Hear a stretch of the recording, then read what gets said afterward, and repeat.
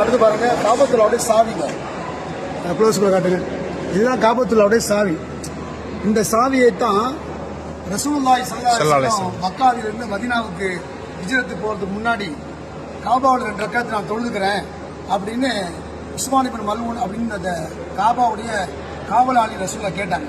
அதான் தர முடியாது, அவனுக்குள்ள அனுமதிக்க முடியாது அப்படின்னு ரசூலா எவ்வளவு கெஞ்சி கேட்டாங்க. அதெல்லாம் முடியாது, நீ போயிட்டு வரட்டாங்க. அப்ப ரசூலா சொன்னாங்க, ஒரு காலம் வரும், நான் இருக்கும் இடத்தில் நீ இருப்பாய், நீ இருக்கும் இடத்தில் நான் இருப்பேன், அப்போது பார்த்துக் கொள்கிறேன் என்று சொன்னாங்க. அப்படி ஒரு காலம் வந்தால் சூரியனே இருக்காது அப்படின்னு அப்படி நடக்கவே நடக்காது, நீ போய் வா என்று விரட்டினார்கள். காபாவை பார்த்துக் கொண்டு அழுது கொண்டே சொன்னார்கள், காபாவை உன்னை பார்த்து உன்னை பிரிந்து செல்ல எனக்கு ஒரு காலத்திலும் மனம் இல்லை, வேறு வழி இல்லை, போகிறேன், திரும்பி வருகிறேன் அப்படின்னு வந்தாங்க. கரெக்டா வந்தாங்க. ஃபத்ஹே மக்கா வெற்றி கொள்ளப்பட்டது.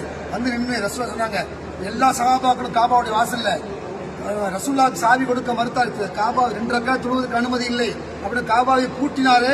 அந்த உஸ்மான் இப்னு மல்ஊனை கூப்பிட்டு, உஸ்மான் எங்கே அப்படின்னு கேட்கும்போது அவர் நடுங்கி போய் என்ன செய்ய போறாங்களோ, மக்கா வெற்றி கொள்ளப்பட்டது, நம்மளை சிறை சேதம் செய்து விடுவார்களோ, நாடு கடத்தி விடுவார்களோ அப்படின்னு சொல்லி பயந்து கொண்டே வந்தார்கள். ரசூலா வாங்க கூப்பிட்டு கையில் தோல்ல கை போட்டு சொன்னாங்க, கவலைப்படாதீங்க, இந்த சாவியை நான் யாரிடம் கொடுக்க போகிறேன் தெரியுமா? யார் எனக்கு சாவியை தரமாட்டேன்னு சொன்னா அதே அவரிடம் நான் கொடுத்து பரம்பரையாக கியாமத் நாள் வரை இந்த காபாவின் சாவி உங்கள் குடும்பத்திடம் தான் இருக்க வேண்டும் சொன்னாங்க. இந்த தேதி வரை, நவம்பர் 28ஆம் தேதி, இந்த தேதி வரை 2025ஆம் ஆண்டு வரை அந்த உஸ்மான் அவருடைய குடும்ப பாரம்பரியத்தை சாவி கொடுத்திருக்காரு. அந்த சாவியை தான் நீங்க பார்த்துக் கொண்டிருக்கீங்க. மாஷா அல்லாஹ்.